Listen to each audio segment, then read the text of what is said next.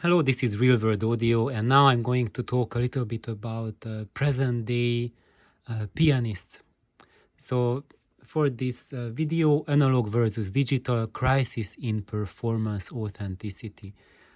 So, in this video, I mentioned that the standards of performances today are lesser than they were, let's say, 50 years ago. That classical music performers today are expected to be virtuosos, to play something correctly, and here this is I'm following up on Larry's comment from Larry from Real Hi-Fi Help, and he was asking that and saying that modern piano plays to me gets many times really cold, distant, and I think that I'm noticing the same thing that pianists today their interpretations are much more going into the cerebral way, so just like making it accurate, but there is less connection that you feel between the music and the musician. And he was asking, does anybody know some of the best piano players? And this is why I made this video, because I'm going to show you someone who is a pianist who is alive today, and who is a great example for a pianist who does more than just play because he's brilliant, and he's and goes beyond just technical correctness, because for some reason today what we focus on is technicalities, how to play something technically correct, and brilliance is measured on the scale of how technical the person it is, whether that person can play the same thing faster or whatever anyway. But at the same time, I feel that we are getting further away from interpreting the music itself. We are just more and more getting colder, distant, more and more slaves to the sound instead of connecting to the musician. And Ránki Dezső, he's a Hungarian pianist, and I mention him because I had the fortune to hear him play, and that was the most amazing piano recital I heard in my life. And it happened in the city of Szeged in Hungary, where I went to university. And he was there visiting from Japan. I think he was at a concert tour in Japan, and he was back in Europe for just maybe a week or so. And he drove by at the conservatory to visit a good friend of his, and that friend, who was a professor there who taught at the conservatory, he convinced him to give a concert for the college and university students, and it was super short notice. So I think it was something like they put up the notice at the college message board that okay, today at 5 p.m. Ránki Dezső is giving a concert.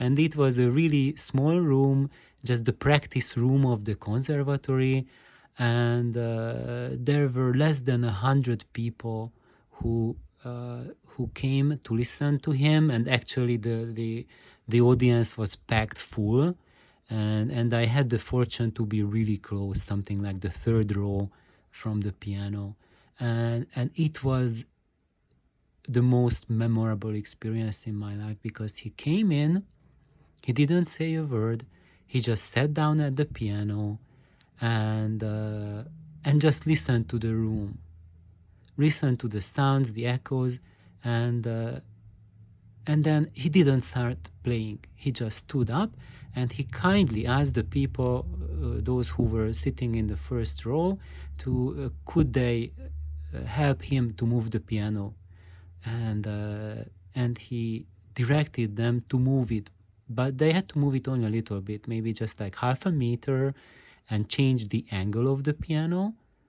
And then he sat in front of the piano again. He was intently listening and analyzing the room acoustics, and he found it appropriate, and then he started playing. And it was totally out of this world experience. I can't really describe it. It was a really, really deep evening. It was one of those concerts which truly stuck out in my life experience of hundreds of concerts that I have attended. And part of the interestingness of this concert was its extremely intimate nature in a very small room with only a smaller audience. So this was not the situation where you would go like to the Carnegie Hall and thousands of people and then you need your spectacles to see him or something like that. But he was really almost like an arm's reach away from me and playing there, and I could see the human at the piano, and the connection was, everyone could feel that the connection between pianist and audience was way stronger. You could feel it in the air vibrating. And unfortunately, I do not have many recordings of him, and that's one thing where I should really seriously catch up. However, here's on YouTube, I found something from him. He recorded it when he was much younger. It's one of his Mozart Sonatas recording. Here you go, you can Google it up if you want. Original was recorded by Hungaroton Records. Craig, this is for you. You should add this to your Hungaroton collection. And I will post the link below my video, and just listen to it, and happy listening. And I hope many of you have had experiences like that, where you could connect to the music, to the musician, and these are the moments that really keep us audiophiles alive, awake, and these are the milestones, these are the bastions of light that should calibrate for us what good music is and what you should be hearing when you listen to music on your stereo. And if your stereo gives you an experience like the experience you have when you attended such concerts, then you are on the right track. And I think that's the most noble aspiration a stereo system can have, is to give you back these moments, these very special moments. So thank you. Please like, subscribe. Bye-bye.